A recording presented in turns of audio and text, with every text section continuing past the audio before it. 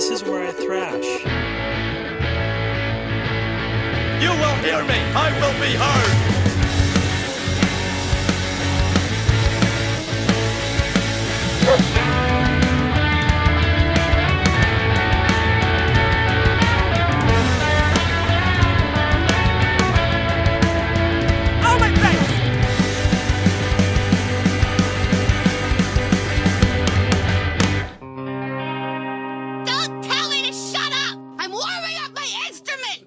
That's a new Zoom thing.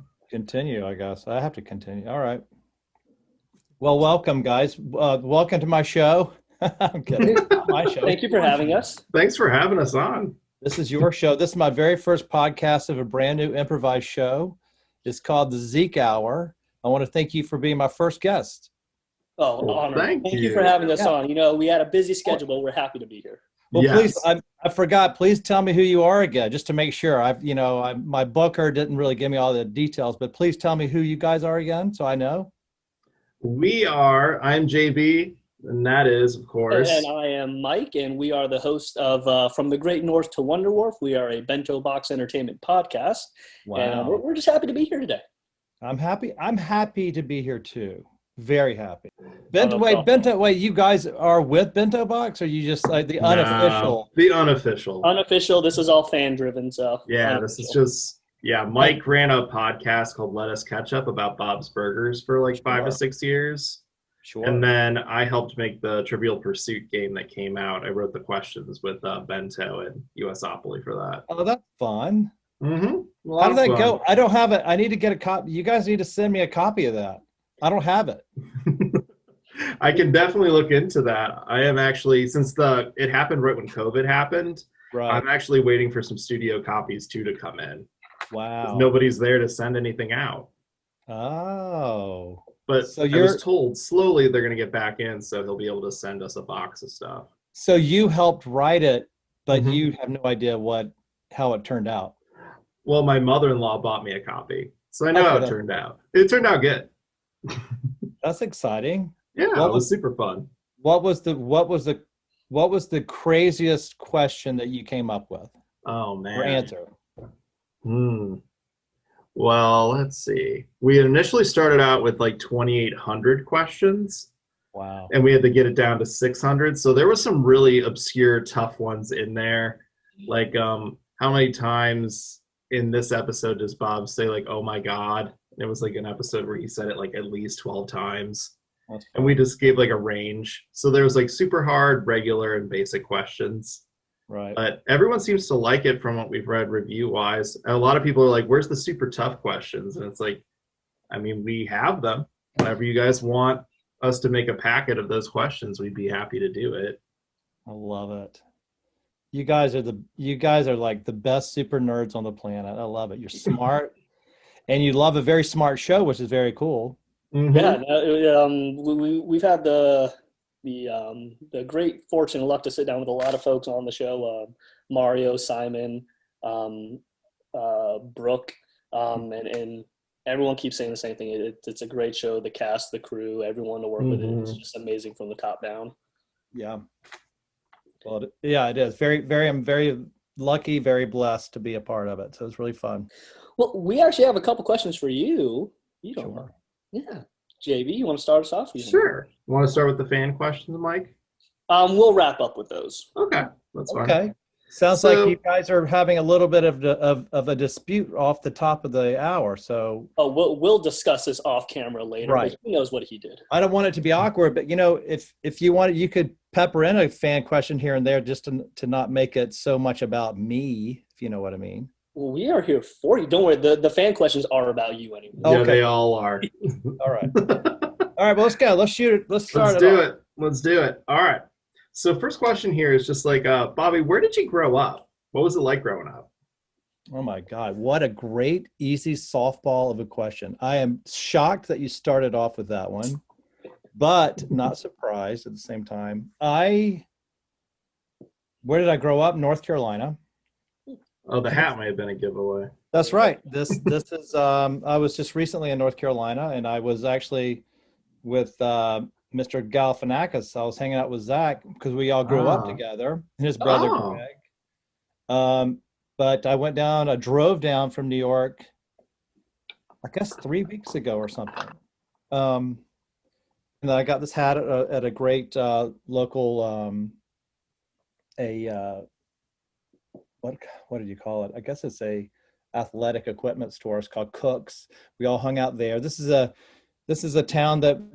small town that we grew up in. We just kind of reconnected. It was fun. So that's the town I'm from, Wilkesboro, North Wilkesboro, North Carolina. Nice. And small little town between Boone and Winston-Salem. Ooh. But you got to say it that way, Winston. Oh yeah, otherwise we don't know what you're talking about. Yeah. No, you wouldn't. Yeah, I was very confused. Yeah, so that's it. Little southern town in the northwest foothills of North Carolina.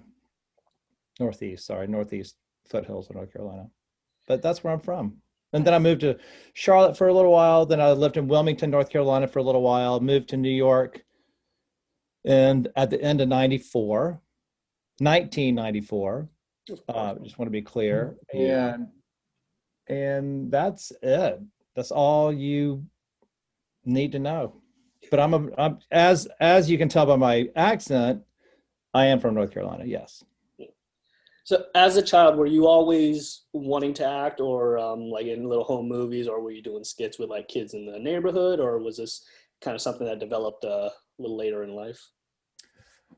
I think I always wanted to be. I think I wanted to be on SNL as a kid.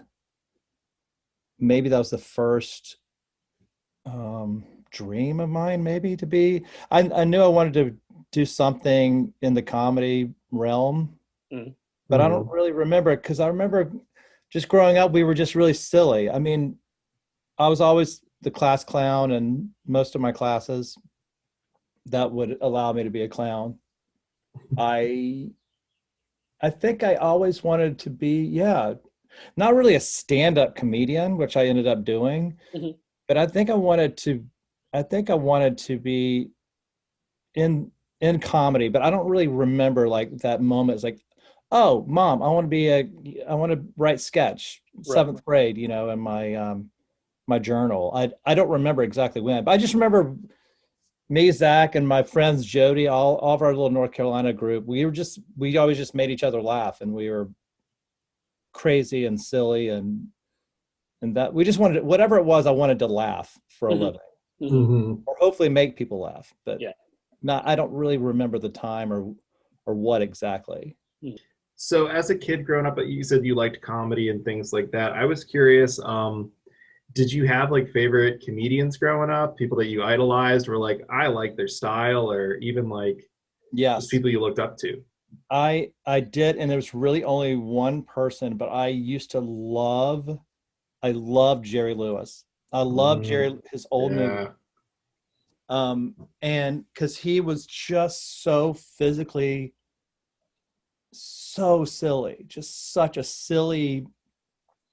And if you go back and watch his old movies, they stand the test of time because he was just a crazy nutball. And he definitely didn't take himself too seriously.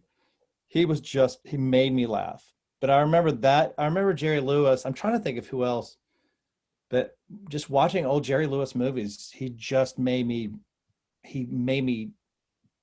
cry laughing. I just remember as a kid watching those old movies, and for some reason he stuck out more than anybody. I loved who else did I really like? We didn't growing up. We didn't watch a lot of we weren't allowed to watch a lot of television, so we were allowed to watch old movies, which the Jerry Lewis movies.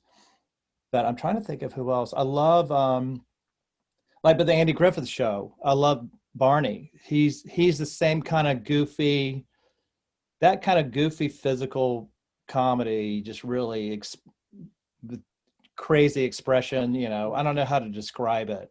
You remember watching the Andy Griffith Show? Don Knotts.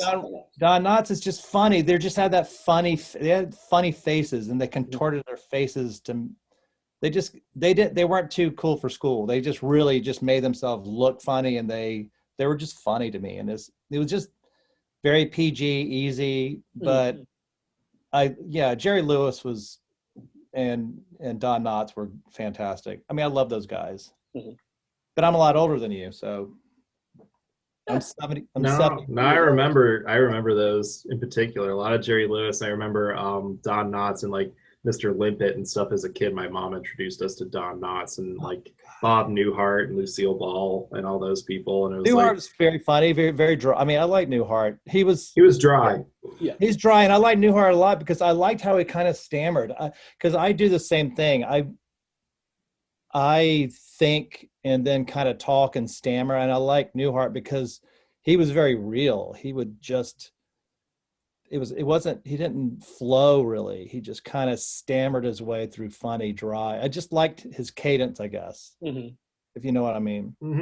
He wasn't perfectly polished. He was just, you could just see like he was just naturally, I like naturally funny people. I like funny people people that you knew they would be funny offset. You would want to hang out. To him. Yeah, you know that Newhart would be very funny. Like Bill Murray would be incredibly funny. I love Bill Murray growing up. Of course. And continuously watching him, but you know he's very funny. I guess I like funny people because I grew up with very funny people. So we'd like to make each other laugh naturally without trying too hard. Going back a little. Go ahead. No, I was just going to say that was a great answer, but go ahead. Going back a little to my previous question, did you pursue acting like in high school or later on, maybe in college? Is that something you were even interested in at that point? I took my college. Oh my God, I was horrible. First of all, I was a terrible student all through. I barely graduated high school.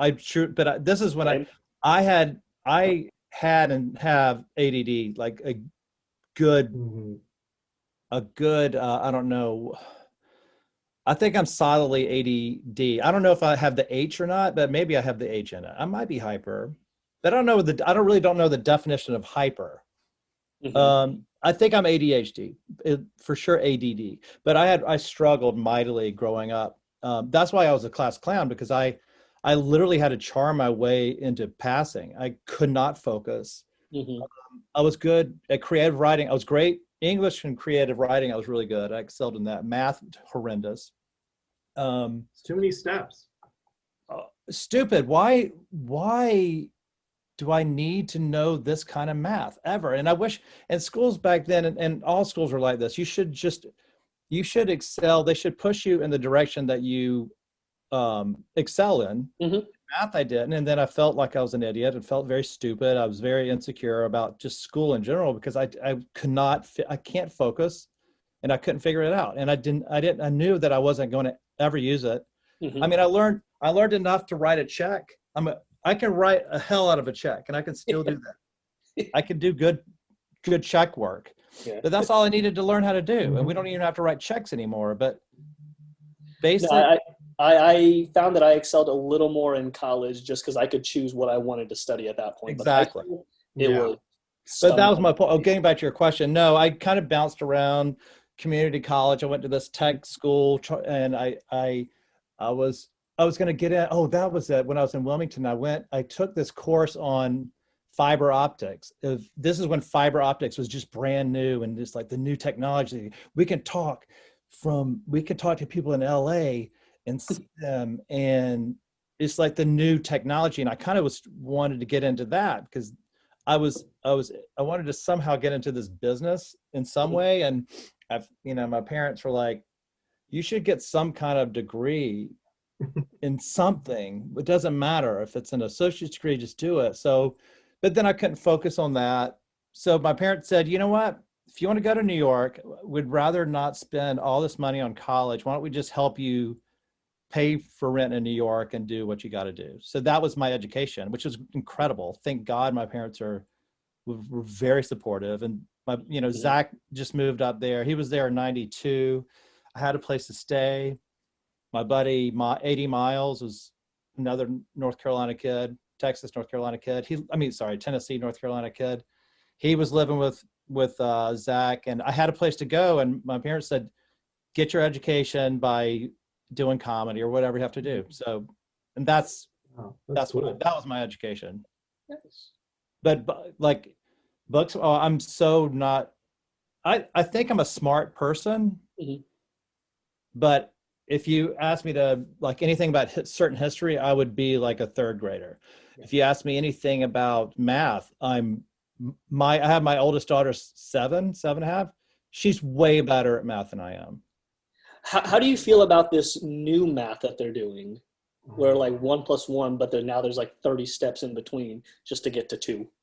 I think it's kind of weird, but it seems to work for her. Mm. And to clarify it, I am a little bit better at math than my 7-year-old, but not by much. It is a new math, but I feel like there's always some kind of new math. There was a new math back, 30, 40 years ago when I was learning math, and it was new, but I don't know. I would agree that I am awful in math. I argued imaginary numbers in high school because they're like, well, they're imaginary. And I took a quiz and bombed it, but all my answers, there was like no answers. I just wrote like, how can you grade this if it's fake, if it's imaginary? And they're like, no, there's laws to prove it. And I was like, but they don't make any sense, and these numbers don't exist. So I'm going to say I did good on this quiz, and that's just as good as what you said. So we're good. We would have been really good friends in high school. I was in the hall a lot because they're like, you don't get it. Or I would put little like emoticon faces, like smiley faces or sad faces, based on how I felt I did on that math question. So I feel like I was like, the teachers were like, oh, that's cute. He's really trying. We'll pass him. And that's how I got through high school math. That's how I was. The teacher liked me a lot. I was able to laugh myself through. I mean, here's a great example. Geometry, it was my senior year. I had to take geometry, and I think I took it like 6 times. I failed it every time. And then finally, I hate to admit this, but I had to cheat on my friend beside me. I forgot her name, but bless her heart, she kind of let me cheat just to pass the final exam. And I tried to do it right where I didn't do too well. Yeah. But I think it was like a 80, 83 or something like that. And I was like, that's good. I missed just enough just to pass. And then I got a call. The teacher called my mom, said I need to come in to talk. And I knew I was busted. I knew this is it. I'm not going to graduate high school.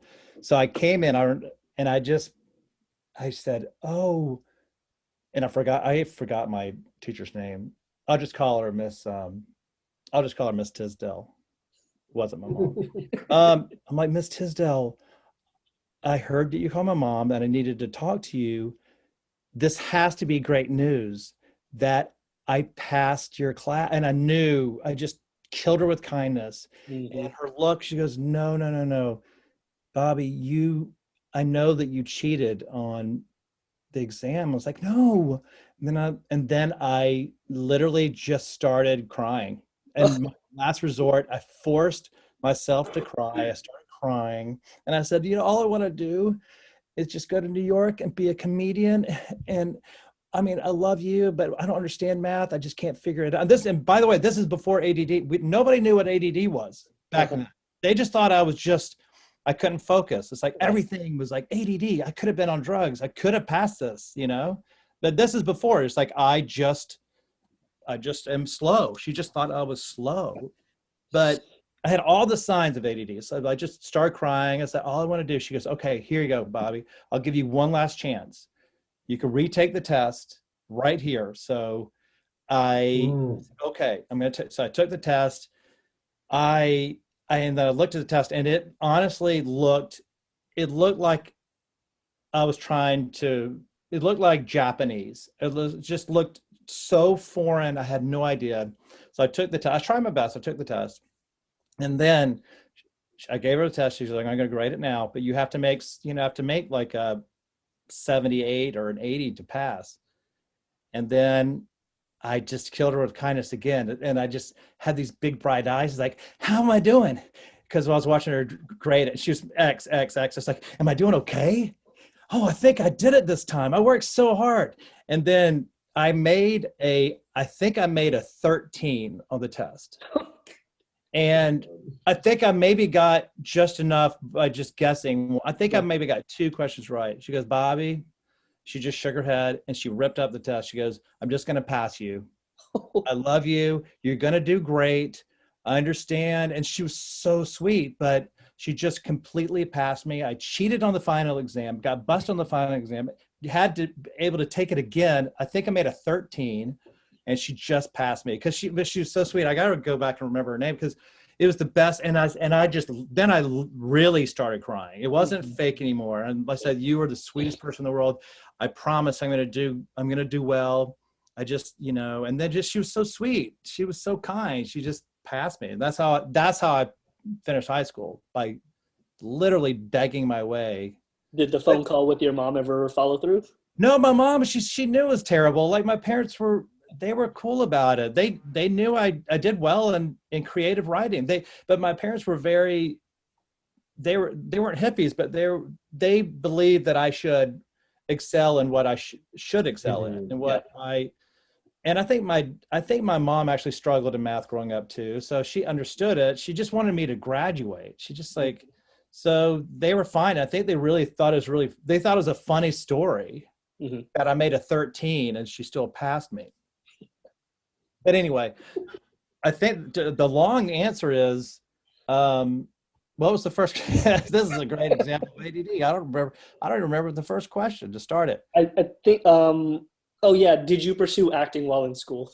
Oh no. Yes, exactly. So anyway, so I took my first class afterwards. Yeah. So I tried to take this course in fiber optics. That was okay. I didn't fail it. I just kind of gave up on it because it was like, I'm not really in front of the camera. So I took this acting for the camera, commercial acting for the camera, and course at I think a place at I think this is at UNCC in Charlotte, and I did really well. It was just learning how to read copy and do commercials. So that was the first kind of acting class I ever took.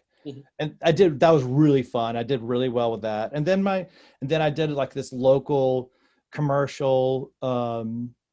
I don't even think I spoke at all. I think I just drove by. I think I was like an extra in a commercial. I think if you took our course, you're guaranteed to be an extra in a local commercial, which I did. And it was really fun. I got excited because, I got to put makeup on and it was really neat and fun. So then I pretty much moved to New York after that.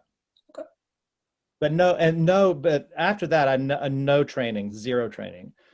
Everybody, a lot of people I knew, that was right when UCB was kicking off. The Upright Citizens Brigade were just performing. They didn't have a studio yet. So I didn't take any classes after that. I just did sketch with Miles, 80 Miles, and we had a sketch show from like 95, 96 to 90. We did it for like 3 years, but we just learned on the fly.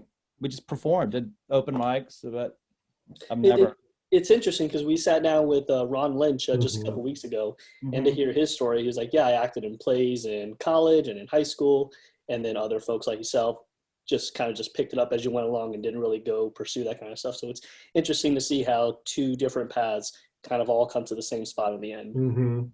Yeah, because I probably should have, but I didn't feel like I needed to, and that's kind of, I don't know. And I'm not being cocky at all. I'm just thinking it's like I kind of naturally just did this growing up. I think I did enough that, and I think from here on out, I probably should take some voice work, or I should hone my craft more. It's not, I think I would probably, now that I know that I truly do have ADD and I'm not, I'm not a stupid student, I can kind of take a quarter of an Adderall and I'll be all right. And then I can focus and get through a class. But for now, I just haven't really had to take any classes but it wouldn't hurt. I would do it.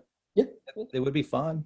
So when you got to New York and you were staying with Zach and hanging out with people, was there a moment where you're doing like the stand up and Citizens Brigade and things like that, where you're like, I think I can do this. Like I'm making rent. I think I can make this work. Or was there like I a wasn't gig making that? rent. I wasn't No? making rent. I wasn't making rent doing Zach and I used to clean art galleries. We had a cleaning business. We used to clean apartments, and I made my living cleaning New York art galleries in Soho, and that's how I paid my rent.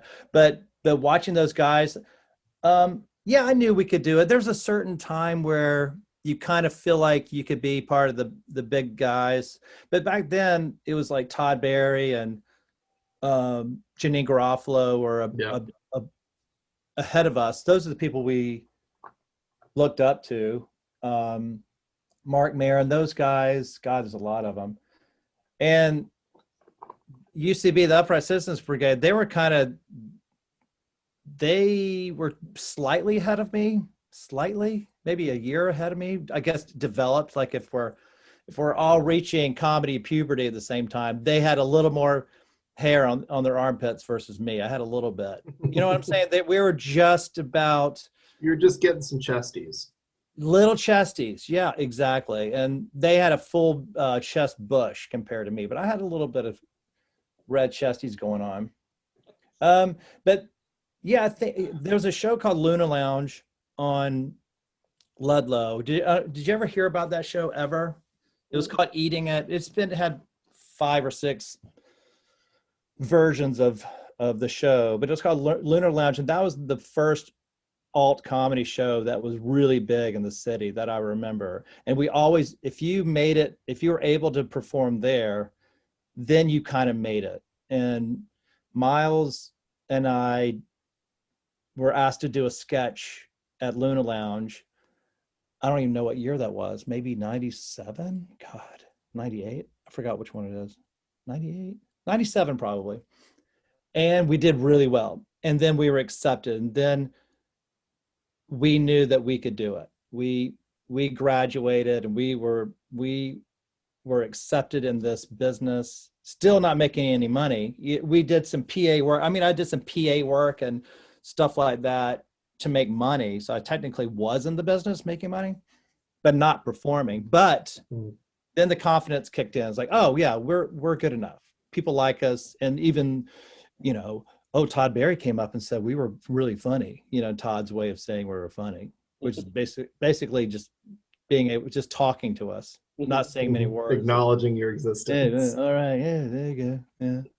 All right, see you later. So it was like, Todd likes us. Todd really likes us. But no, that was it.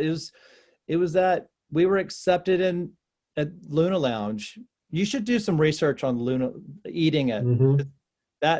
There's so many people that came from that and performed on that show, which spawned Eugene. I'm sure there's might be another question about me and Eugene doing Invite Them Up, our old show. Did you know anything about our show Invite Them Up? I didn't see anything about that myself in my research. Oh my God, you guys have got to do some more research. We are amateurs at best, sir. It's fine, but how you guys are young. How old are both of you now? 36. 35. Wow. Yeah, but it's honestly, no, you would have. No, it was. You would have. No, you should have known if you were in New York. You were not from New York. You didn't live in New York, though, right? No. That's probably why. Wish, but no. But Eugene and I, that's how we met. Kind of. Eugene would hang out at Luna Lounge, and this is before Eugene was in Boston. He would come down, watch these shows. Then Eugene started a little alt show. I would do his show. And then Eugene and I, in 2002, we created our alternative show at a place called Rafifi on 11th between 1st and 2nd Avenue, but it was called Invite Them Up. Mm-hmm. And we had a great running show from 2002 to 2008.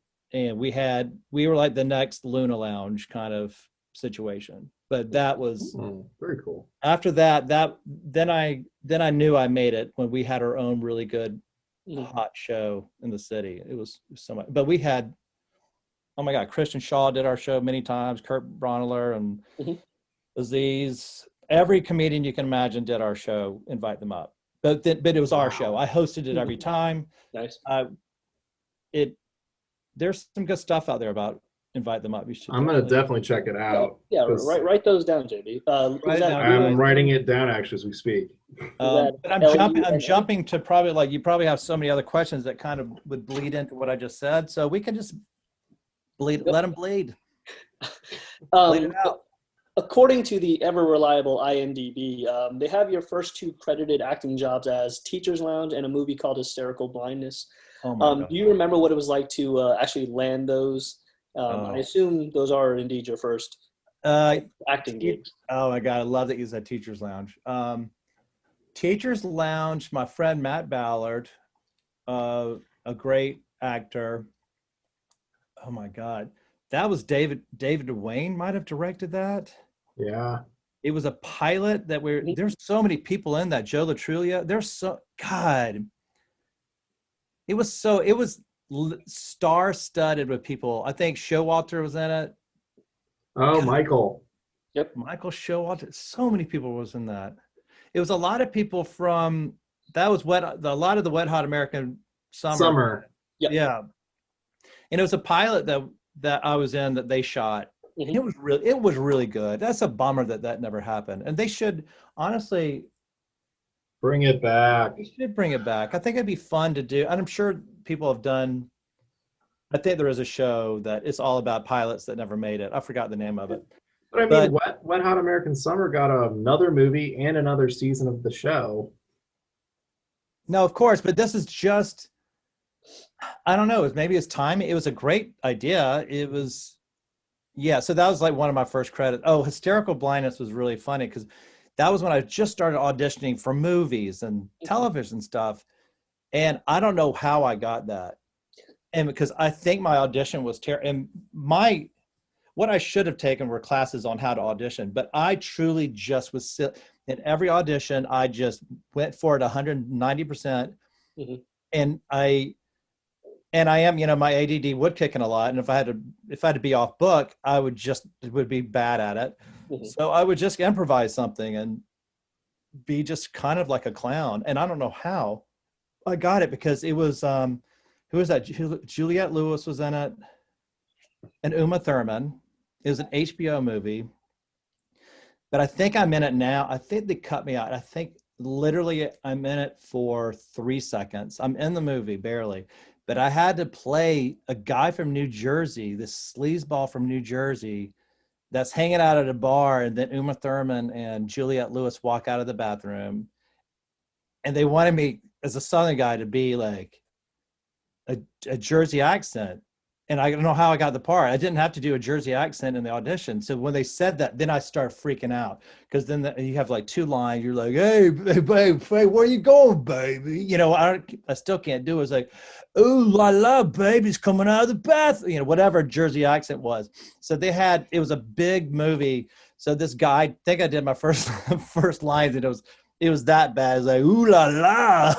It was just terrible. So they had a voice coach that came up to me and he gave me lines from people that live in Bayonne, New Jersey. So I was going up, he said, really try to, so I thought I had it pretty good. And then I felt a little more confident. And the director didn't say cut because of my accent. And I felt pretty good about it because I just basically had to say these 2 lines when they walk out of the bathroom, Uma and Julia. So then when I watched the movie, it was all silent. They cut my voice out. Oh no. And I think all I did was like whistle at them or like make like this gross New Jersey asshole face, But that was my first movie credit. Mm-hmm. And I still get residuals for that. Nice. Which is crazy. That was so many years ago. When you got especially the movie, did you feel like this is it? I made it. I'm big. I'm Hollywood now. No, God, no. It was just so pissed luck. I was like, my question is like, why did they accidentally, are they sure they got the right person? Were you able to ask them that? Like, how did I land this? No. I was acting confident, like, because I was at my own trailer. It's like, no, I belong here. And my mom is always like, believe in your. Because my mom is such a supportive person. She goes, of course you should be in this. Of course they would hire you, Bobby, because you're good. I'm like, yeah, you're damn right, I'm good, Mom. So I think I've faked it like I belong there. But once I got the taste of having your own trailer, and oh my God, the craft services, all that was like, it was great. And just, it was good. It was good. My day rate was really good. Mm-hmm.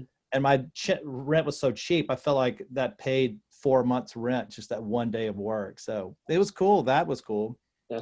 But no, I did not in any way did I think I made it. No, that was just piss luck that I got it. And I'm glad they didn't edit me completely out of the movie. Yeah, for sure. But it felt good. No, I that first little taste was really cool. I loved it.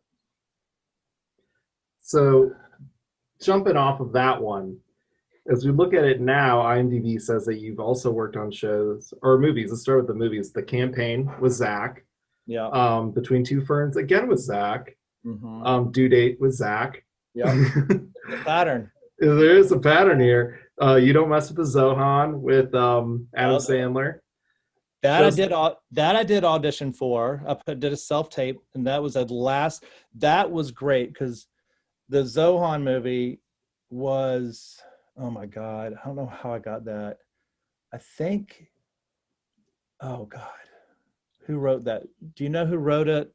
Do you have it on you? I can pull it up. Oh, I forgot I know who he is. He, a friend of a friend. I was in New York. I was in Greenpoint. I think I was cleaning out. I rented a parking garage, and I was making a loft in a parking garage it's a long story. Oh my God. So I got a call, and they said, hey, can you put yourself on tape real quick? You would be flying out on the red eye tonight to be in an Adam Sandler movie. Put yourself on tape. And I panicked. It's like, God. And I think I had an iPhone, maybe. I think that was when you really had to find a camera and put yourself on tape. For sure it was, because I don't remember. That was like, when was that? 2007? When was that? This was in 2008. 2008, right. It's early. So I panicked. And my friend Matt Ballard, I said, please, you got to come and help me put myself on tape. I put myself on tape. I forgot what it was. I think it for sure was like a Southern guy. And then I sent it out, and like an hour later, they said, you've got about an hour and a half to pack all your stuff up. You're coming to LA for a week. Oh, wow. To be in this movie.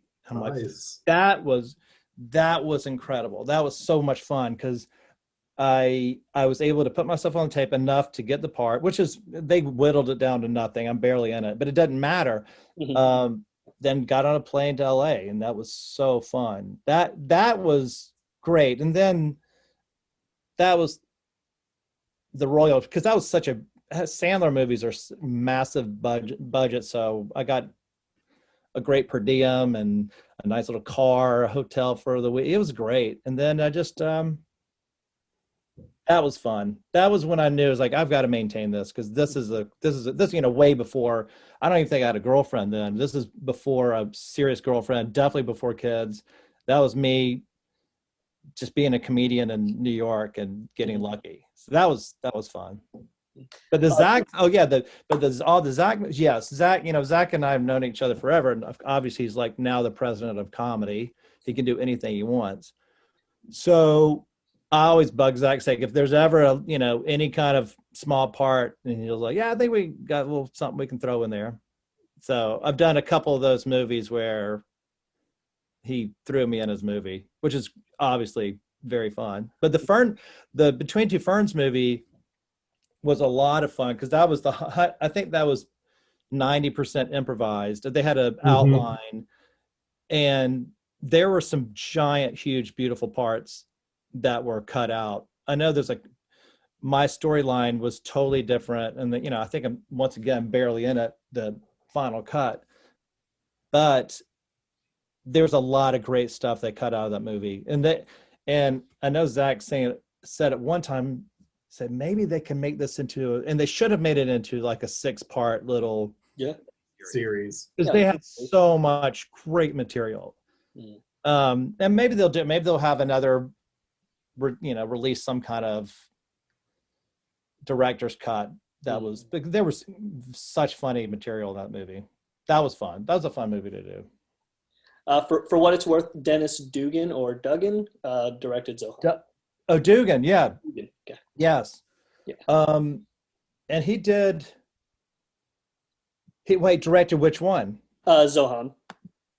Yeah, but didn't he? That's what IMDb says. Yeah, no. I was saying who wrote it. It was who wrote it? I'm blanking on his name. Adam Sandler, Robert Smigel, and Smigel. That because I knew Smigel. That's I think he knew who I was. Smigel did. So he heard of me. He goes, "Yeah, I think we can. If Bobby can get through, put himself on tape." Because I knew Smigel. Yes. Okay. And that's how kind of I got that. That's how I was asked to do it from Smigel. But that was fun. Now, of course, looking at your IMDb, there is one in particular that stands out, and that is Pageant MC in Iron Man 3. Yeah. Okay, now at the time, I mean, Marvel was big, but it's not the gigantic behemoth that it is now. How did you get around to being in Iron Man 3? Well, I did. I auditioned for it, and I played. I think and I haven't seen the movie. Sorry. No, fine. But I know it's the weakest of the 3. It's all right. It's fine. Yeah, exactly. I'm sure it is. But you could have said you could have said it was the strongest of them, and I probably wouldn't see it. Nothing against Robert. That's funny because I've been in 2 movies with Robert Downey Jr. You have Due Date and Due Date. Yeah. So yeah, Robert and I are pretty tight. So so Pageant MC. It was. I had to make myself. Oh, this is great. Full circle. This is great. I had to make myself cry because apparently in the scene, somebody is in this pageant is letting off tear gas. Like the evil person lets off tear gas in the pageant, and that's how he's supposed to flush everybody out. I know that was the backstory. So in the audition, I had to act like a MC of a beauty pageant and cry. So I had to cry on tape, and I killed it. I channeled going back to my geometry teacher when I had to cry on command. I was able to take that test again and still cry. And that's perfect full circle because I had to make myself cry on tape, and I got it. And I think they chopped it down where I'm on for like 4 seconds, but I did. I cried on tape, and I got that huge part. In Iron Man 3, guys, if you haven't seen it, go out and watch it. It's a great film. I'd like to think that because I know Marvel has a thing where they kind of hide stuff in the background that leads to bigger things in the future. So in my mind, I'm thinking that maybe your MC character will come back in another movie, and then you'll become your own superhero, and this will have been your origin story. Guys, write it. Write that script, and I'm full on. If any one of you guys that are super fans of movies in general, television shows, if you want to write anything and put me in it, I would lovely and gladly be in it, and or at least read for it. There you go. I can't believe you guys are going straight through IMDb. Isn't there like Bob's Burgers is there something? Oh yeah, we're right there. We are right on the door of Bob's Burgers. I love it. JB? So I just wanted to bring up that as you were just talking about like writing and things like that and accelerating at creative writing, you kind of harnessed that, and you wrote 197 episodes of the Jimmy Fallon Late Night Show and got an Emmy nomination for that. Well, I was a part of a writing squadron that wrote for Jimmy Fallon. Yeah, that was I totally didn't forget about that, but I forgot that could be on IMDb. Yeah, that was great. That was great fun. That was the last thing. That was the last thing I did before Bob's Burgers, which is great. I love how you guys are good interviewers. I can see my life in on a timeline, and it's fascinating. I mean, I'm in Iron Man 3. I'm in hysterical blindness. I'm doing this and that. And then I get my friend 80 Miles, who's the head writer. This is the back story. So he said, you should submit a writing packet. So I worked really hard, and I did focus, because this is when I would take like a quarter of an Adderall, and I did focus. So I can focus if I take a little bit of medication, and I can do it. So I took a little bit of medication, wrote a good, to me, a pretty solid writing packet, and I got the job writing on the sketch. I wrote for the in the sketch department for Jimmy Fallon. Late night. This is before he made it bigger. And that was fun. I did that I was on for whatever, how many episodes you said? About 197, it sounds like. 197. At least credited for. Yeah. Yeah, that was fun. That was a good run. And that, I think that was and then we were, the group obviously was nominated as a for writing for sketch. Yeah. Outstanding. I don't know how many writing and comedy. Maybe I don't know if it's, and then I left soon after that, but I don't know how many nominations they've had since for writing. It's a good question. Since I left the squadron, how many Emmys have they had since then? Probably not that many, guys. No, I'm thinking no. Because I'm that talented. That writing packet that you were asked to put together, did that just consist of you writing sketches and maybe an opening monologue and stuff like that? Or? I think the writing packet, that was back when he was doing, I don't know if he's still doing thank you notes. Do you ever watch it? Yeah, he's still doing them. Yeah, wow. That's funny. I have on my wall an old thank you note. I should show it to you. I think I had to write 20 thank you notes, and then since I was trying to be a sketch writer, I wrote no monologue, I think 15 sketch ideas. And then but one of my sketch ideas from my writing packet made it on the show, and it was called Say What, which is funny. My trademark do what on this is, I love where this is going. So you're taking us there. I know I am. I wrote a comedy sketch. It was a game show called Say What, and it was a Southern guy that is on his front porch, and he tries to get people to get off his property, but he has such a Southern crazy redneck accent that you could barely make out what he's saying. So it was called Say What. So it was 3 contestants. I would say, like, get off my property, because you go on, you know, so I could just jumble. And the first person that could correctly guess what I was saying won the game. So it's called Say What. And he loved it. We did it like 3 times. It was fun. But I think that sketch got the job for me. Say What. Well, was that inspired, and this is probably just me overthinking it, but was that inspired any by the Boomhauer character from King of the Hill? Maybe subliminally, or maybe not. No, but I grew up. I mean, that character, that is an incredible character. I was about to say, is that character more from where you grew up? This is where we lived. Well, you can never, like, I go down and you can't understand what people are saying. But I don't think I was inspired by King of the Hill. I think that was just a normal everyday occurrence. It's like, because everybody would say, they would either say do what or say what. Like, say what? Because you can't understand what people are saying. So you would say what? Right. And that I turned into a Jimmy Fallon sketch. But then I got to perform in it, which that was really great, because I played that character. I played that really redneck hillbilly. That was fun. And so I feel like 99% of my characters are Southern. Yes. And then the 1% is somebody from Bayonne, New Jersey. Yep. I could do both. So of course you've acted tons, you've written tons. Do you find more pleasure in one or the other, or do you just kind of get different satisfaction from each of them? I get, wow.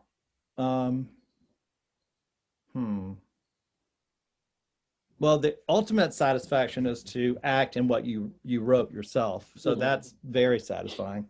Yeah. I think performing is very satisfying because I don't know. That's a good question. Because if I when I write something that's clever, that's very, I don't know, that's very satisfying because it's kind of comes out of your head and on paper and it's neat. It's like, oh, wow, that's pretty funny. And I had to think of something funny. It was very satisfying writing for Fallon because I was forced to, and I got paid to get up every morning and write jokes. So that was very satisfying. Oh, I'll show you. Hang on, guys. I do have, just to show you, I did before I left. This is one of the thank you notes on Jimmy Fallon. Oh, nice. Oh, very cool. Let's see which one it was. I know I wrote this one. This was Jimmy. It's like, thank you, Mattress Commercials, for showing us that your product is so comfortable that a couple can fall asleep without using sheets, pillows, or a blanket with all the lights on. Sold. That was the Mattress Commercials. So that was one of the ones I wrote. I think before I left, I remember grabbing some of my old thank you notes that I wrote because it's kind of fun. So yeah, that was kind of neat because that was Jimmy Fallon liked my stuff and he read it and performed it. So that was kind of, I think that's tough. I think writing and performing in your own material is the ultimate, obviously, but it's all it's good. like so organic writing your own content and then getting to either see someone do it or being in it yourself is like watching it come to life. Oh, it's great. It's like I'm so lucky that, knock on wood, that I'm still able to get paid to do this. It's just really incredible. And I do, like today, we have a place upstate in New York in the Catskills, and my incredible wife is very, very cool that she lets me come up and be creative. So I come up once a week to come upstate. I leave the family and the kids just for a night. So I come up in the woods and I write and make fun stuff. So I'm very blessed. It's very cool. And I'm thinking, it's like, I'm kicking myself that I'm privileged that I need to work harder at my craft every day because I'm allowed to do this. So that I think some of my struggles are, oh, wow, you have all this time, because as an actor or performer, I'm not always, every week I'm not on Bob's Burgers. So it's like, oh, I got some time to kill. Unfortunately. I need to record this. But it's I don't know. But this is it's good actually talking to you guys about it because it makes me think, it's like, yeah, you're right. I do really like writing stuff that other people perform in or I act in. So do it more. Don't procrastinate so much. So this is good. So you've hinted at it and you've brought it up, and now it's time to get into it because in 2012 you got casted as one of our favorite characters on Bob's Burgers, which is Zeke, of course. Yes. And I mean, we were super excited that you were like, yeah, I'll talk to you guys, because we were like, Zeke's gonna talk to us. So for us, how did you get that? How did it come about? Did you have to send in a tape or anything? I know we've talked to a few other people, and they're like, someone has reached out, and I just did it. Well, this is a I knew, like, Lauren. I think Lauren came to Eugene and our show. I remember going back to invite them up. Yeah. He went to our show back in the day. I think Lauren knew, he'd seen me perform a few times. He knew of me as a comedian. The person who created the character is named John Schrader. He knew me. So this is the God's honest truth of how I got at least asked to do this part.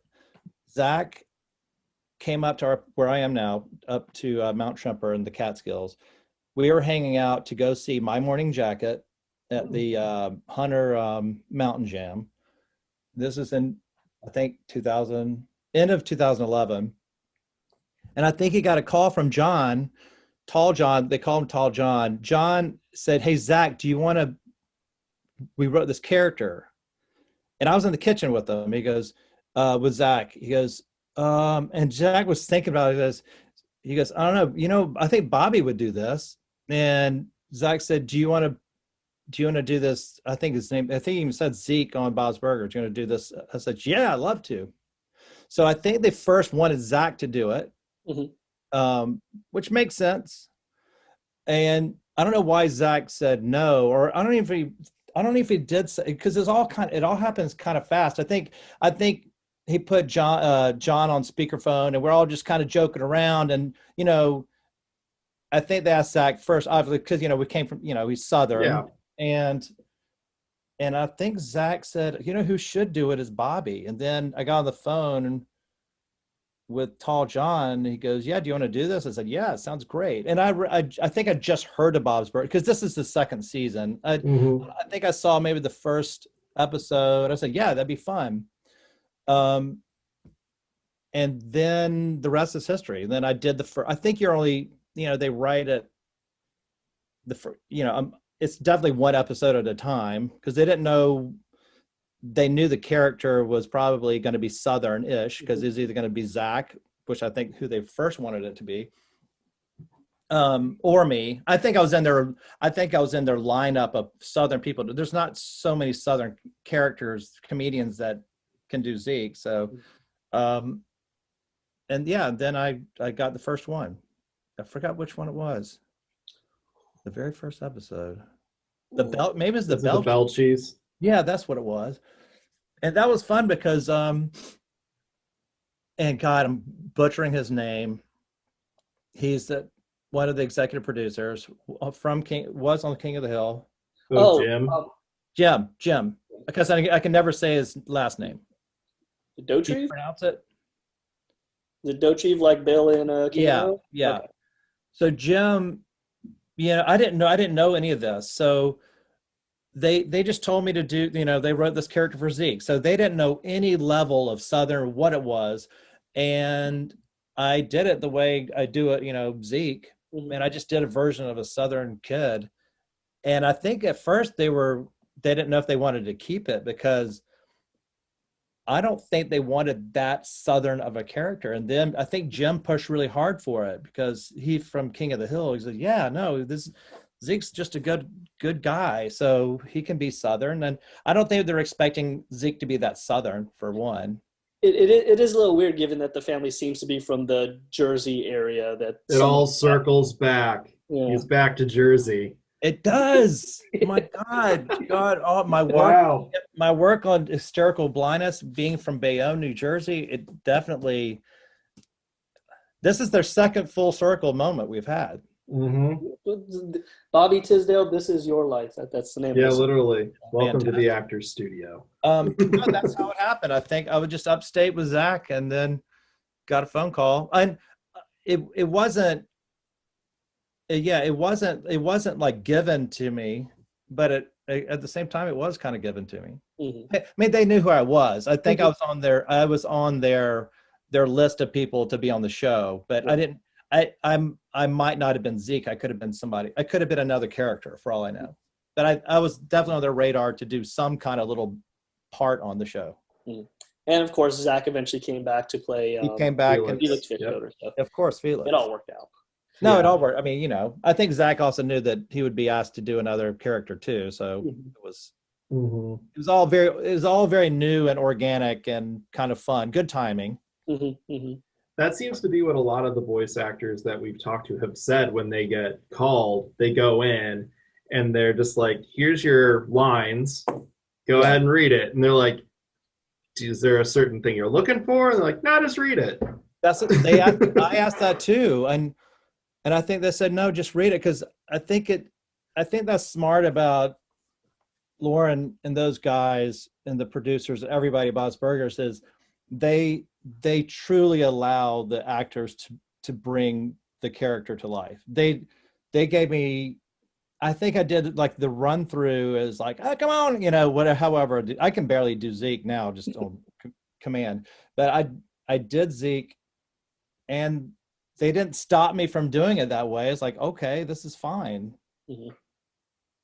So it's really cool. Yeah, they're great. God, what a good show. Now, have you been approached to, or do you have a desire to add more voices to the show? Because I know folks like John Benjamin, he does like a million voices on that show. I have a great, I do have a desire to do it. Mhm. I feel like I want to do, I think it'd be fun to do Zeke's sister or like a female Zeke relative. Mhm. I would love to do. Nice.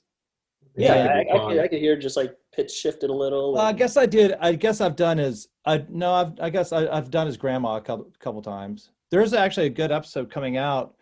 Um, it's probably going to come out next on Thanksgiving. I know it's a Thanksgiving episode, but we do another big grandma.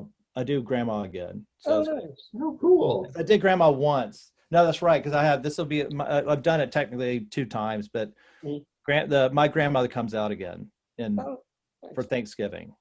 Okay. That'd be a good one. We visiting her back in the old folks' home, or she come out? Yeah. I think the old folks home is coming back. Nice. It's a really good, cute episode. So without talking about it anymore, Of course. but I know Grandma comes. But I think it'd be fun to do like Zeke's little, like older stepsister would be really fun. Yeah, I mean, he has a whole family that we haven't even seen yet, so there's plenty of. No, God, there's so many things. Don't I wasn't McBrayer? Wasn't I related to McBrayer in an episode? Is he my cousin, Jack McBrayer? Yeah. Yeah, you have a cousin who rhymes everything. That's not Jack McBrayer. I thought we were cousins. Yeah, you were cousins in that Boys for Now episode. You guys, like, one of you bought a turtle, and you were selling hot dogs at the Boys for Now concert. In the Boys for Now concert, they had the wrong shirt. Like, it didn't have a Z. It just said Boys for Now. God, that's a long There's time. a whole Southern family that we could tap into that. Yes, Exactly. I thought McBrayer. I feel like they need to bring. I think my father would be fun, but I think it'd be fun to have somebody else to do my father. Mhm. I think they were trying to get 80 Miles to maybe be my father. I don't know why that never worked out, but maybe they just want it to be vague. That Mhm. I feel like I have a lot of. Do I have a stepmother? Do you know my? Yeah, I think so. Because then he's just like, that's what my stepmom says till my dad fixes the VCR. That's right. So I do have I think I have maybe a lot of stepmothers, possibly, or maybe I have one. You guys know more than I do. I think it'd be interesting though if like you did like if someone did your dad, you did Zeke, and then the mom was like a Jersey person, because it would just be so random in a room together. You really want to do explain how you made your way all the way up to Seymour's Bay. That would be great. I think a really, super Yankee mother would be really funny. Who knows what we may find out in the movie, which we're all excited for, of course. Yeah. Movies coming out. Mhm. Do you know when they say it's coming out? It was. Mm-mm. It got dropped off the release list, but according to Lauren, it's still coming out. They're working. We've seen photos of Larry and Kristen in the sound booth recording lines, but beyond that, there's no teasers, no nothing. So we're kind of up in the air with it. Yeah, no, I already did. All right, trust me, I already did my lines for it. It didn't take that long. But I make an appearance. Zeke is in it, and he makes an appearance. That's all you know. Confirmed. It's basically it's Zeke's little cameo is everything what you would expect him to do in the movie. Nice. I think you'll appreciate it. Exciting. Sure. JB, go ahead. Go ahead, JB. Okay. So let's see. I did have something for Bob's. Now I forgot it. It's okay. You have a new show coming out on Hulu with Plan B. We want to know if you wanted to talk about that before it gets released. That is a movie. It's not a show. Oh. And it's a really good, cute movie. You should see it. And I play I have a scene in it, but I play a very kind of disgusting, crude redneck. He would be He's the opposite of Zeke, but probably from the neighboring town. Okay. And somebody that Zeke would be very scared to hang out with. But so I apologize when you see it. You should see it. I mean, it's stupid. It's funny, but I'm really play a disgusting character Oh no. in the movie. But you should see it. It's a great movie, I think. And I think it got great, got really good reviews too. I just finished seeing it not long ago. But Plan B, out now. You guys would like it. Yeah, no, definitely check it. I also wanted to bring up real quick before you get into fan questions that I've been watching you do this with your hair. Yeah. And it's red, of course, and I can't stop thinking of Conan O'Brien. Like he constantly is just messing with his hair. Well, that's the insecure redheads. We all have it. Well, I'm only doing it just because I can see myself and how badly I need a haircut. And also I think when I think or do a podcast or do anything, I have to do something with my hands. I have to do some kind of like tactile thing, but I play with it a lot. You're playing with your lanyard. Yeah. You got a gray head of hair though. I am jealous. Yeah. Thank you. Don't got it anymore. Why, by the way, why are you wearing a lanyard? I'm at work. Where's your work? It's at a hospital. Oh. I'm on my lunch break. You got a long lunch break, or your patients are. Oh no, I'm already done for the day for groups. Good. So I am actually just on task to monitor emails and referrals. So I'm doing that while we're talking. Well, you got the stereotypical like the lighting of a hospital behind you. Oh, I thought you were gonna bring up this beard. Like, yeah, I am constantly doing this a lot. No, I was looking at I'm a big fan of. I'm a fan of lighting, proper lighting. I think proper lighting makes you feel comfortable and confident. And I noticed that your lighting is not so fun at a hospital setting. No, it's not. So you're leaving soon. So this is your big this is the biggest part of your days, talking to Zeke, I guess, right? Yeah, it is. Good for you. Bless your heart for working in the hospital. That's incredible. Somebody's got to do it. You went through the whole pandemic, so this guy is he's one of those good folks. So you don't want a guy that that had to cheat on his final exam in geometry to be work in the hospital. Don't worry, he hosts a podcast with a kid who did the exact same thing. So don't you worry. Good. Mm-hmm. We're in good company. So let's talk those questions from the kids. And questions. Let's get into it. First off, these are all from Facebook because we noticed that you did a little Q&A on our Instagram page, which we really appreciate that. I did, but I mean, I didn't know if I was supposed to. No, it was fine. It definitely made them happy. Yeah, we enjoyed that. So Monica Blitz asked, what is your favorite improvised line that happened to make it on the show, or if one even did? Do what? That was No. Do what? Because that's my new trademark. Mm-hmm. Do what? That was 100% not written, and probably girl, like calling it, come on, girl. Yeah. I think those are my two big ones that they let me, because it's the earlier scripts they definitely didn't. Even if I did it a couple times before in episodes, it took a while, but when you see them writing do what, and then you see come on girl in the future scripts, that was kind of cool because they're like, oh yeah, that works. That's the they liked it. And it's kind of funny how they my wrestling noises, they just write in the script just wrestling noises. They don't even attempt to spell it out. Like, you can't really write that. So they just say Zeke wrestling noises, and then I take it from there. Yeah. Did you, real quick, did you come up with Jimmy Jr.'s nickname, Jeju, or was that written in there? That was, thank you. It seems like something Zeke would do. That was in Jeju was in the very first episode I ever did. They called him Jeju. I think so, if you look back. I feel like... because I can hear the line like, come on, Jeju, saddle up. Yeah. No, I didn't write that. They did. That was all the writers. Good question. So my next one, of course, was Where is the origin of those wrestling sounds or the electrocution sounds?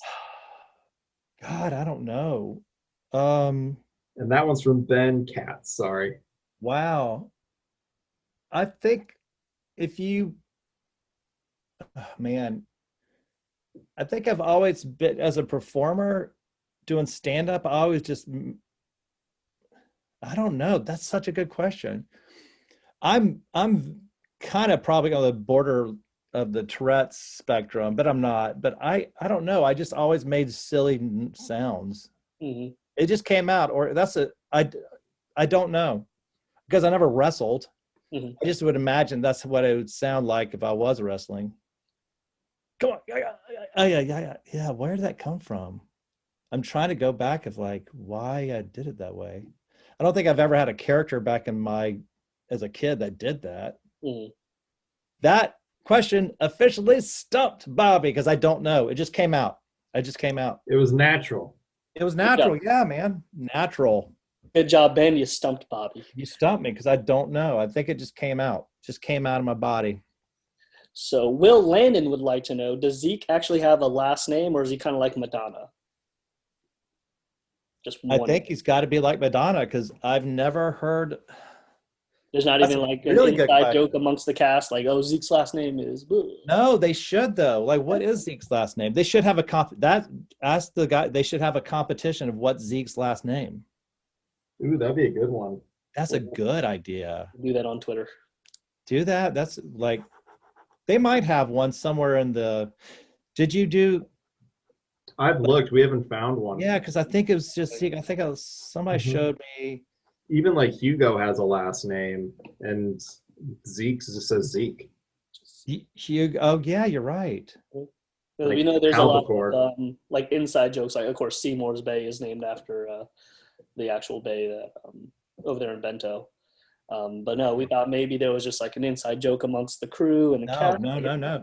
They might know. Maybe John, who created the character. That's a good question for John. What's his last name? We'll have to try to get John on. I think having a competition of creating my last name, it would be fantastic.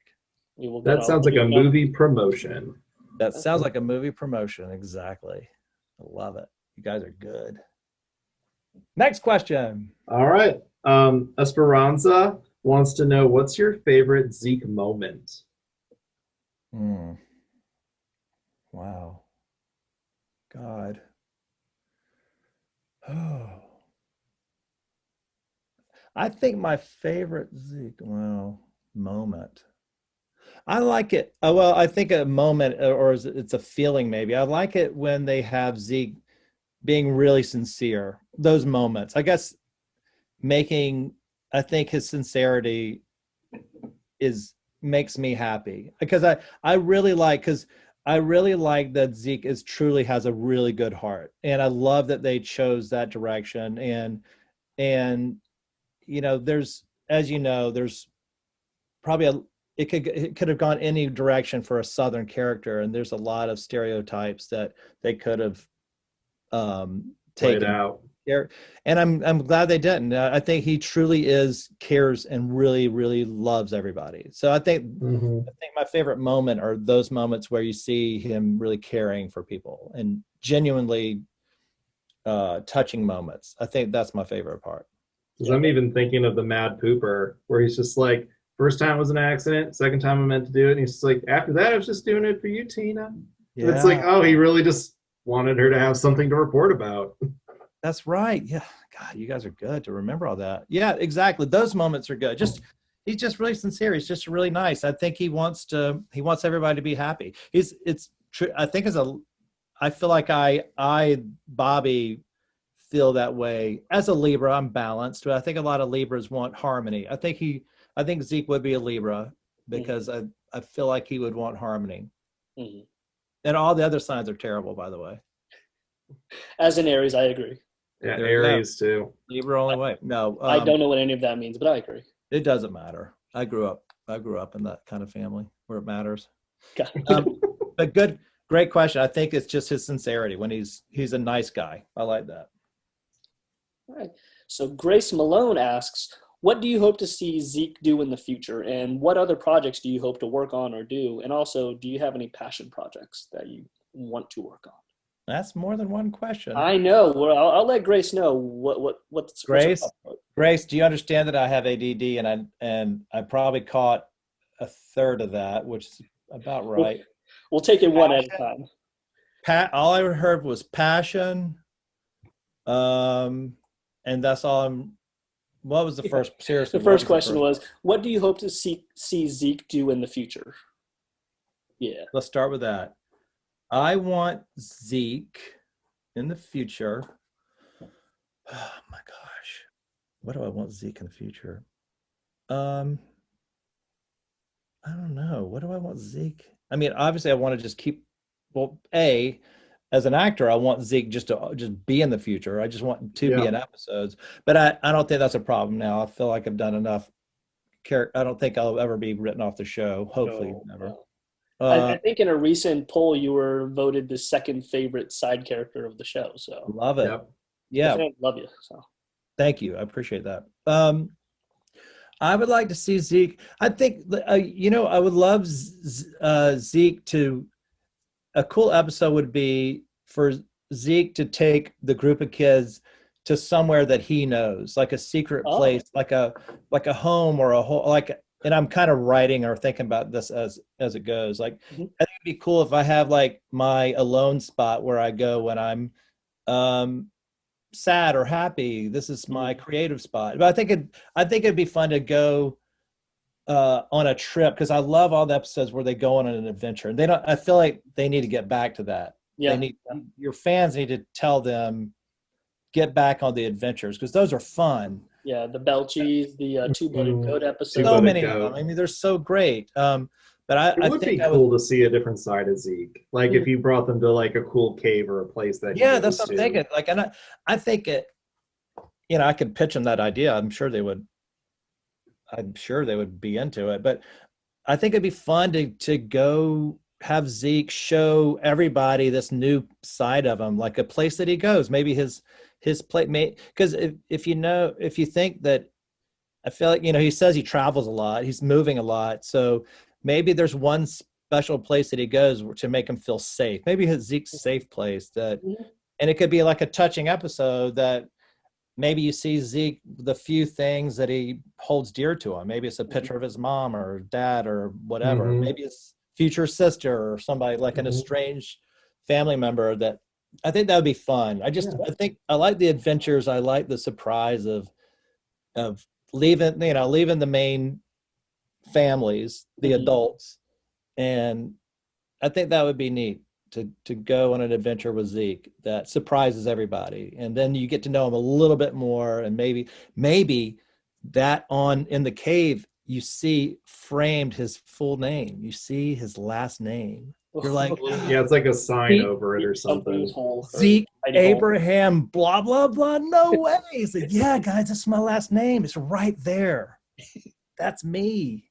I don't know. That'd be fun. I think Zeke, going on an adventure with Zeke, that he leads an adventure would be fun. I'd be all about it. Talk to the writers. The second part of hers is there's 3 parts. There is Grace. We're going to talk about this. What other projects do you hope to work on or do in the near or immediate future, outside of Bob's as well, if there's something? Well, there's 2 things I've started, and I'm trying to figure it out. By the way, this is a great thing to talk about. I created I think a really cool animated character. And out of all your super fans, I really am looking for somebody to animate it. And I think it's fantastic. Okay. So I'm reaching out right now. You can get all my information, find me on Instagram, whatever. But I've already recorded like 5 of them. But I give you the teaser. His name is Tommy Tenfingers. And he's very Southern. Take this down. But he's a great, I do the character very well. Okay. But he's a Southern storyteller, but every episode is a story about a time that he almost lost a finger. So he takes someone on this adventure, He goes, I remember the time that I was, then he goes, is 2019 or whatever it was. And then this drawn out story about a time, like he buys a chainsaw and he cranks it, and he milks the story. And I could just imagine like kids by a campfire, and then Tommy Ten Fingers is telling this crazy story and then the whole thing is like, it's just stories of the times he almost loses a finger. So at the end, he's always Tommy Ten Fingers because he never loses a finger, but he almost does. But I've made 6 of them. I've already recorded them. But I think I really want to make that and just put it out there. I don't know. They could be 2 minutes long. But I'm truly, my friend Kuhu Verma, who is on Plan B, great. She's going to be a superstar now. Great comedian. She did a blast, and I have talked to a couple of animators, but I know there's like a Bob's fan that would love to do it. That's something I can crank out and that would be really fun and silly. And this character could just take off. Because it's such an easy joke. It's literally, I can make up 1,000 stories about times that I almost lose a finger. So it could go on forever. But so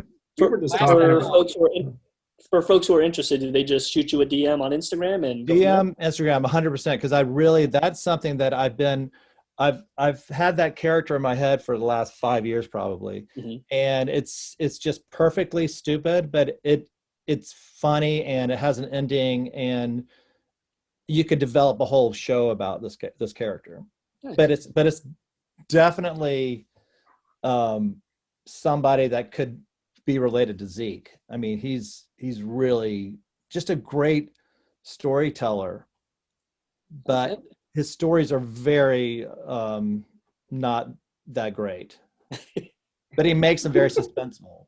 It's like, and he could be wearing a patch, like the whole time he could just have like literally a patch over one eye, but never talks about how he lost his eye. He just talks about how he has all of his 10 fingers, how he almost loses a finger. So it's really dumb, but it's something that I definitely am working on. And then I have another couple other projects that I'm making upstate that one day you'll see. I have by the way, I have 1 million projects, but I need to finish them, and B, I need to finish them. But I think we all get that. No, it is. It's truly, it's one of those things that it's one of my biggest battles is truly just for having ADD. It's just finishing these projects. But this one I actually recorded them. So I'm way ahead of the game. They're recorded. I just now am just trying to whittle down to find somebody to partner up with, like a kid. That's what you want. There's 1 million Bob's Burgers fans that would. And we actually just talked about this when we were bringing up an interview that'll be coming up later, is the Brooke Kiesling interview, is that she's the talent developer and basically getter for Bob's Burgers and Bento Box. So this would be a great way to, 1, hang out with Zeke, 2, animate and use it as part of your portfolio to get. Oh my God. No.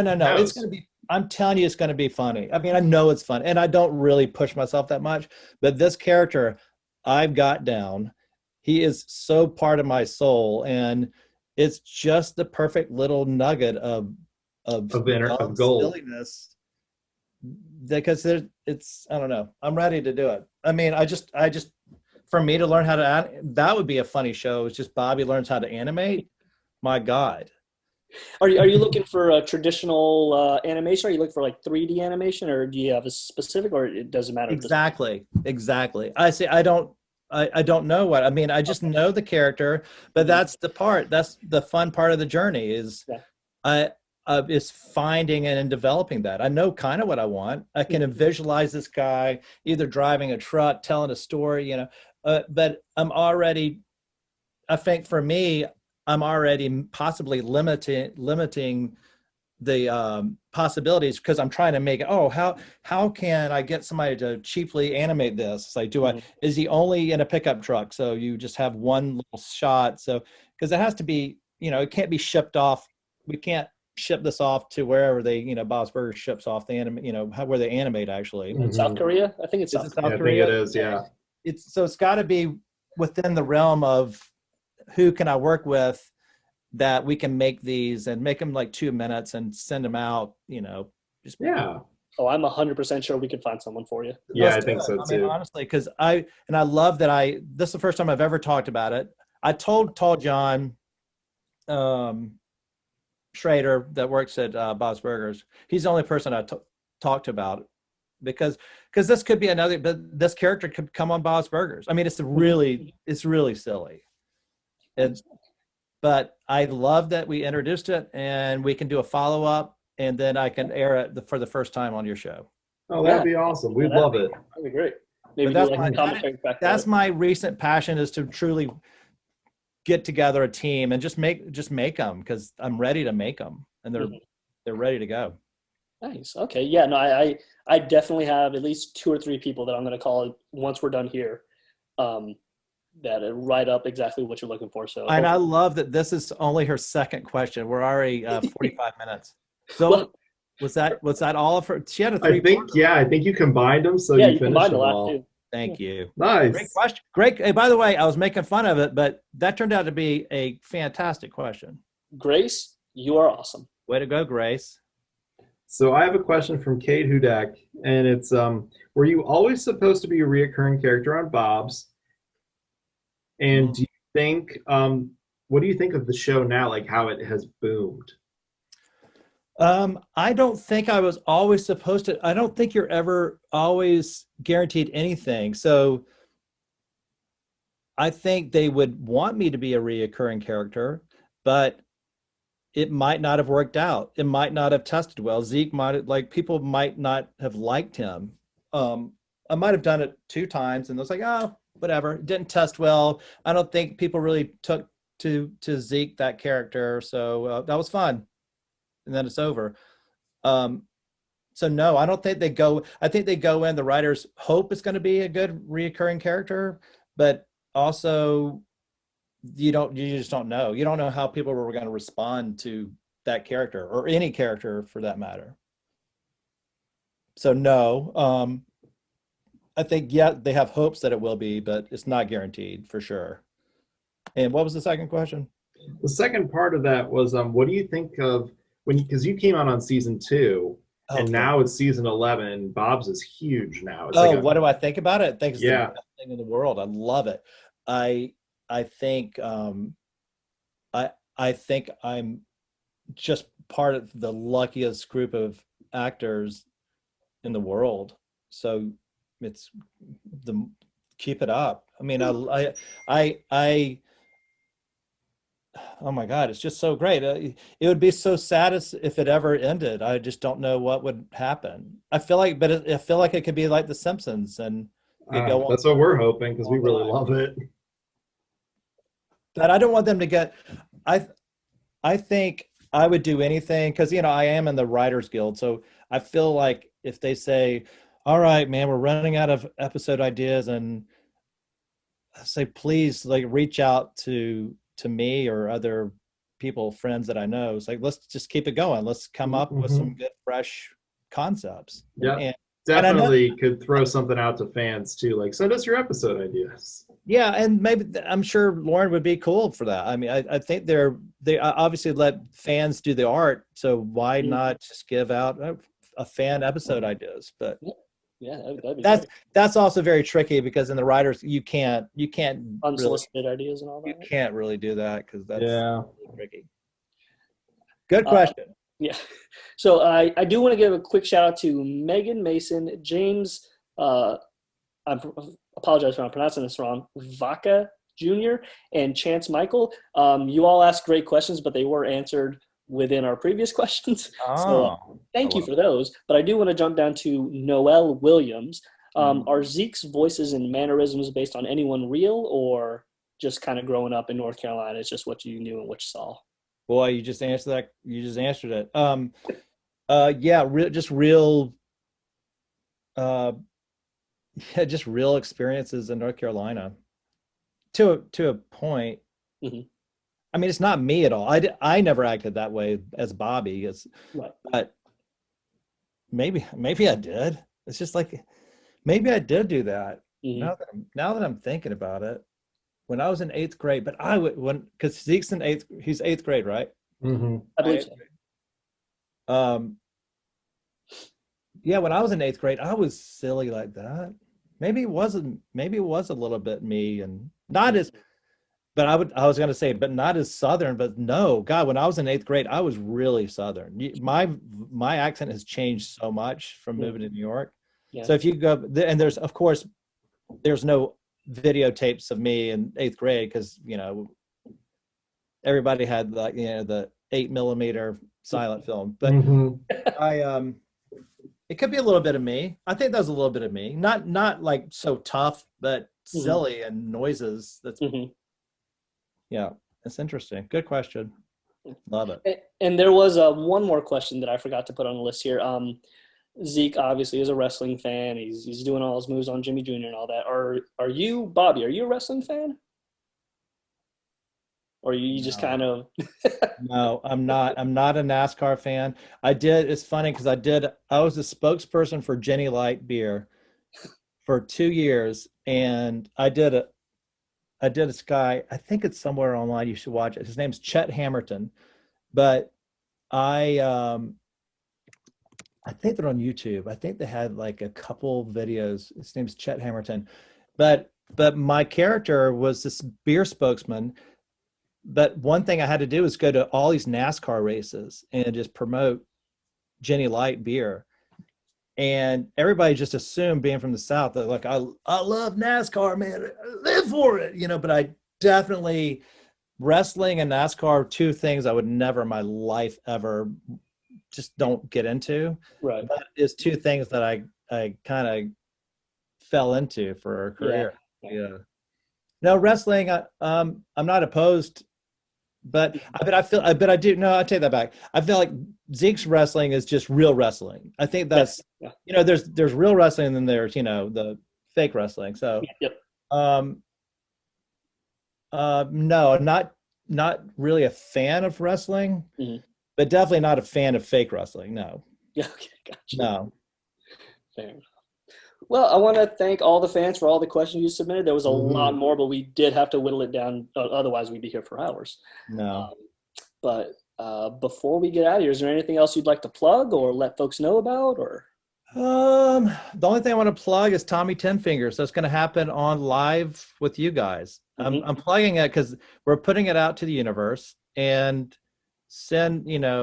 maybe you guys send it to you guys and maybe you can kind of whittle. I also don't want to get bombarded by a million, like, oh my God, you should see.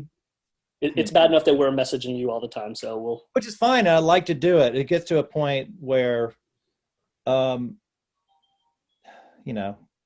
just, you don't want to be too bombarded, but I do want to talk to people. I'd love to see what people their art and what they think. And, that would be cool. So yes, I'm plugging that, and I'm plugging Bob's Burgers. So, and watch Plan B, the movie, if you want to see me in a very short,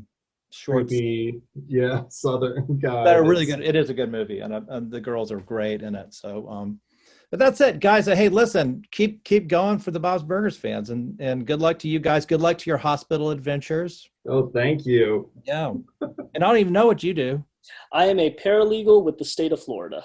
Oh my God. Yeah, no, I did it in the Marine Corps, and I figured I could do it out in the civilian world, and I hated it both times. So, well, good luck to, maybe you'll find another. Maybe you can be a producer on Tommy Ten Fingers for all you know. Ooh, perhaps. I love how this works. At the very least, we're talent scouts right now for it. So. Yeah, I love it. You guys are doing great. Hey, keep up with the good work. It was great talking to you guys.